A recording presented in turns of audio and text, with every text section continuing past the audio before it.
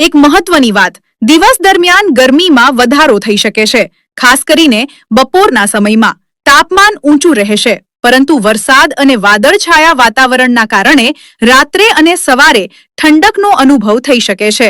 આ હવામાન બદલાવનું મુખ્ય કારણ પશ્ચિમી વિક્ષેપ અને સ્થાનિક વાતાવરણમાં બદલાવ માનવામાં આવે છે.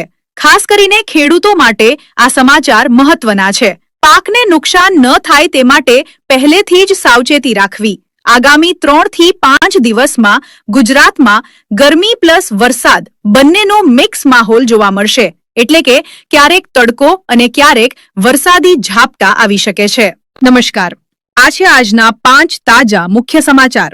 આજે આપણે વાત કરીશું ગુજરાતના આગામી દિવસોના હવામાન વિશે. શું ગરમી વધશે કે વરસાદ આવશે?